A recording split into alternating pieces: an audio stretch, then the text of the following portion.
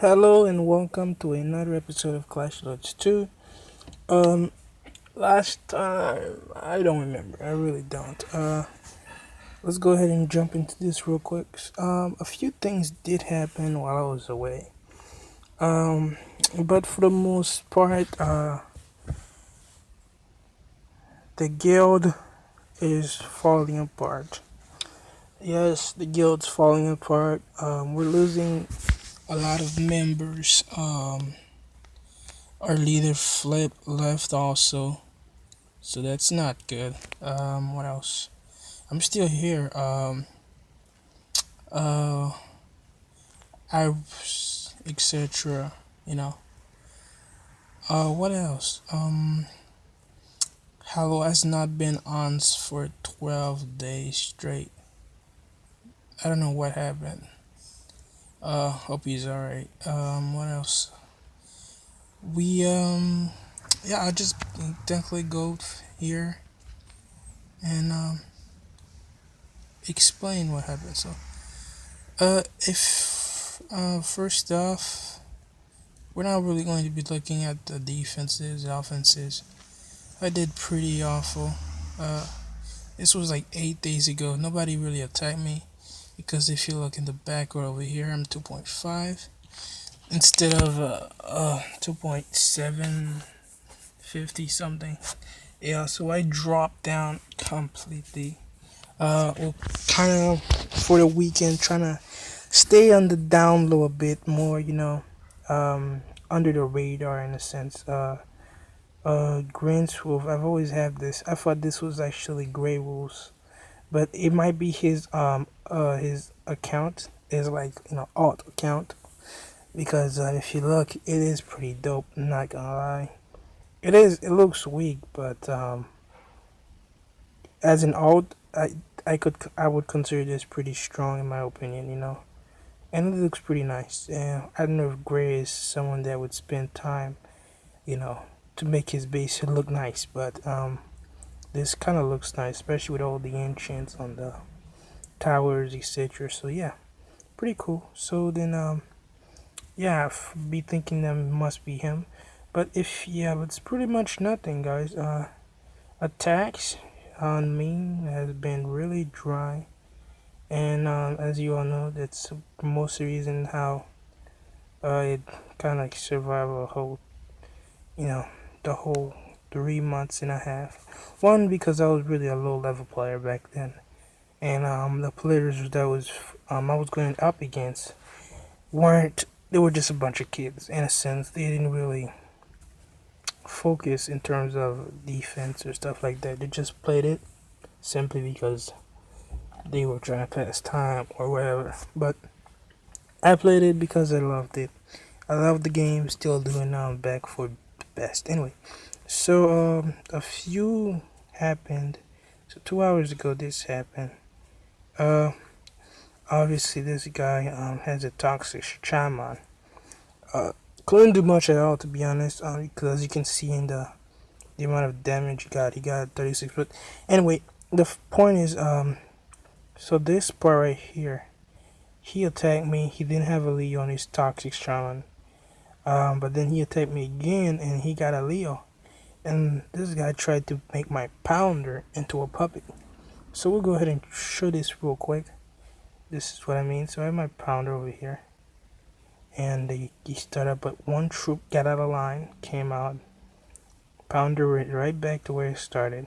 As you know, the way my base works, I've in a sense calculated the right like you see right here. He's trying to make him a puppet. Not gonna happen because he's not paying attention to what's going on at all. So there you go. That's that.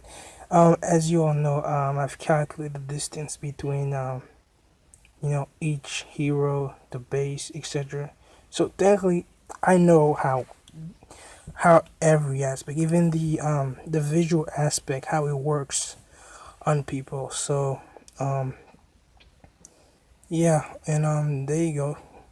Yes, Leo and Toxic Shaman, level 11. That is the highest hero. Actually, that's the highest level Toxic Shaman I ever went against, and he couldn't do nothing about it. because all his heroes got stunned by Dark Rider's ability right here, and as you can tell, they all went for this, like trying to go here, but they got through here because of a blast that destroyed this certain wall. But as for that, it's working as it should, so that's pretty nice. As we all know that our defense is doing just right, so they'll go on the side and go through here instead of breaking the side.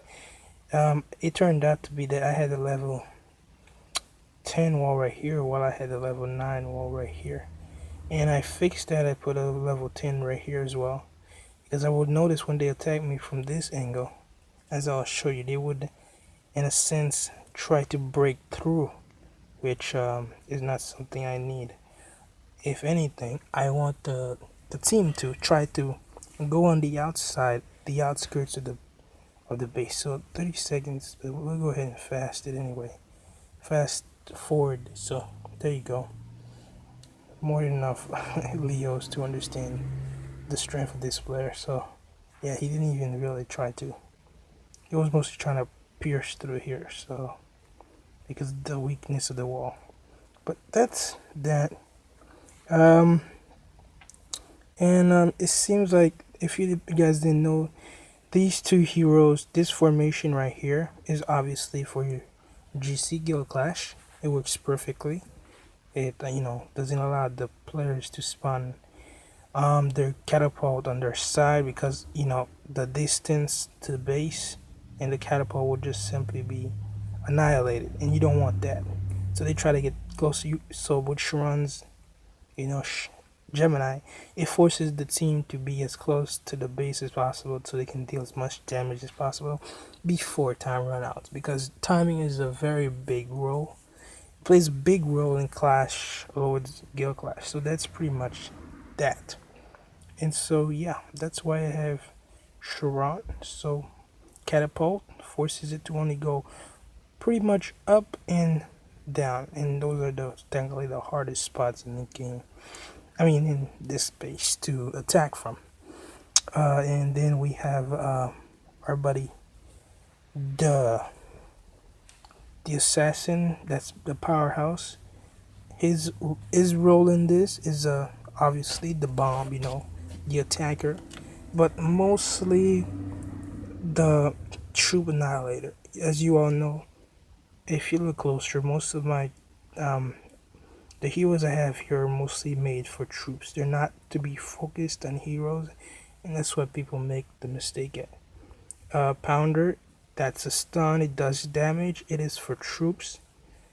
Dark Rider, the stun of his Leo, troops. That does also more damage, and it's everyone in general. So technically, and you all know, just the heroes themselves by themselves cannot take down, like, if I would say, like, any of these bases as fast as possible all by themselves. You will need the troops. That's where, because the troops and all truthfully and truth is really what does the damage when it comes to base and all that stuff. They do most of the damage.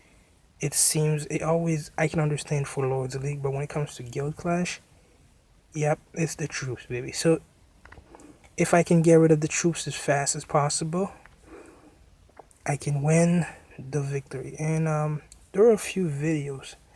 I don't know if they're still around. I doubt that they are, but we'll go ahead and see if they are anyway. Nope, they are not. But he attacked. So we're going up against Jose. Well, Blood and Glory Jose. And let's check out what he did. It just happened a few minutes ago, so see how he did. So hope he didn't do. Yep, he did the back. Smart man. I mean, it is an obvious trap, but still. Smart. I guess so. Go for the back. That attack. The engine of ticking time bomb. You hit him, he will use his ability, so it's better to leave him alone, especially in Hero League. Boom! Look at that, and he's nice. That was a pretty nice attack. So that seems to be it. Yep. So I'm out of here.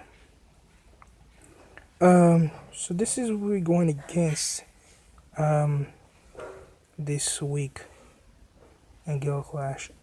Again, there's not a lot of us, so it's like a small group.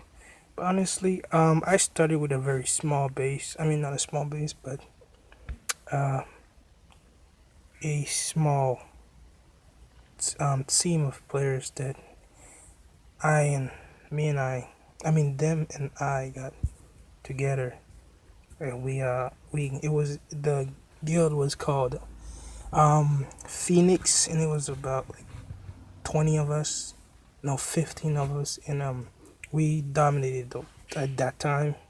But that's I know most of their names, but still can't see. So there you go. We're going against Blood and Glory, Rangers and Fight Club. So not much of a competition at all. Obviously, it could turn out that we end up losing due to the fact that our morale is really down as of now. But I plan on trying to get it up to get our boys back on, etc. Cause yeah, it's pretty darn things are going down, and it's sad, but that's life. So yeah, let's go ahead and close that. So about the base, what happened?